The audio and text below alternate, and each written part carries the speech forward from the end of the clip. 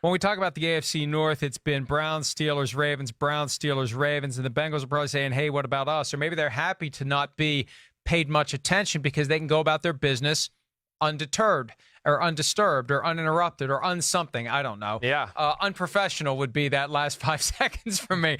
Anyway, isn't this great? This is all live to tape, so if I screw up, we can't fix it. I used to do these, Chris, by the way. I used to do these VOD segments like one after another, and so if you misspeak, you just start the whole thing over because it's only 2 minutes long. So this is great. I mean, we can't. There's no second take. Yeah. Off we go. Yeah. Anyway, the Bengals are installing their offense in a different kind of a way. Instead of installing it by position group specifically, Albert Breer of SI.com points out they're installing the offense completely, all together, all players understanding the whole offense instead of narrowing the plays down to how it affects a certain group of players. Right. Is that, how unusual is that? And are there benefits and are there disadvantages to doing that? Yeah, I think it goes on maybe a little bit more than people would realize.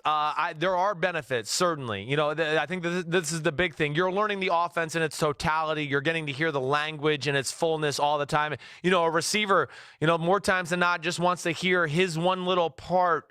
Oh, I got this route, and let me break the huddle. But when you are learning a new system, you can start to put the rhyme and reasons together of why certain things are called this and why they're called that. You learn the history of the offense. You might want to go, wait, why do we call this route this? And then we do a certain route that's very similar to it, but we call it something completely different. And the coach might explain to you, well, this is where the origin of this play came from. Or, hey, the offensive line has a similar call to the word you're saying we should use. So therefore we went with another word. And you start to understand and really digest the offense in its totality a lot better that way. So I do think you'll have a better understanding all the time instead of you just learning your one little thing you need to learn about. Now, at some point, the receivers are going into their wide receiver room and they're talking about exactly what they have to do, but it sounds like they're having a lot of full offensive meetings where they're teaching everybody a little bit of everything. And usually within those meetings, Mike, the position coaches are sitting close to their players too, to talk little finer details out in the meeting room as they go along. If, let's say Zach Taylor's talking about the offensive line, the wide receiver coach can quietly whisper to the wide receivers, hey, this, and this means that, and don't forget your rules. And it's a good way to put the offense in. Sorry for the long-winded answer.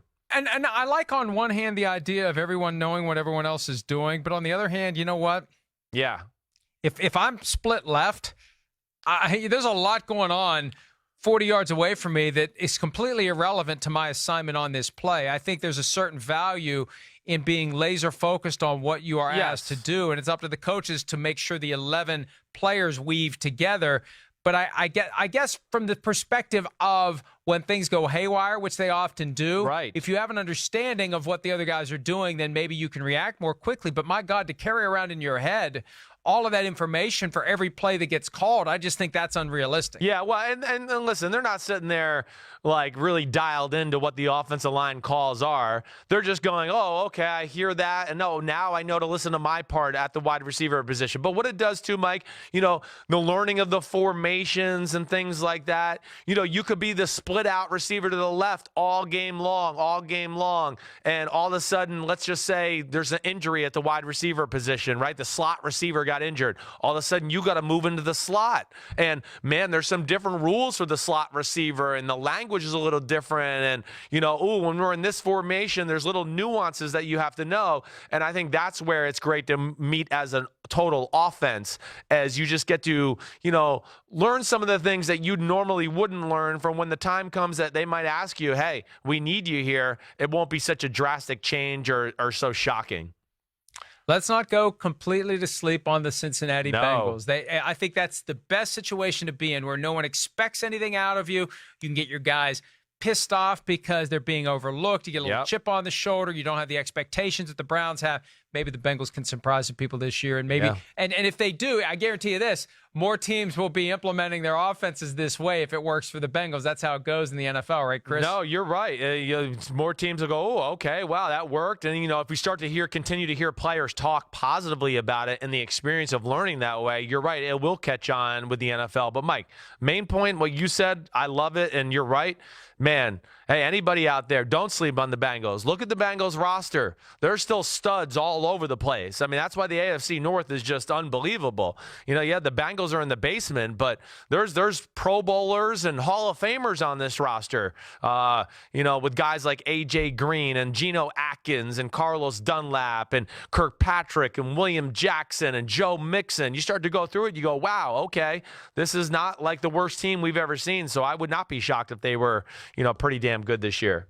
Yeah, but they weren't good last year. I mean, but that's the thing. Look, I said this recently. You could have 32 teams that have Bill Belichick and Tom Brady on the payroll, and you could have the entire. You could make duplicates of all the players on the Patriots and have 32 teams, and there's still going to be teams that are 4-12. Yeah, there's just certain things that happen over the course of whether it's scheduling, bad luck, bad calls, untimely mistakes.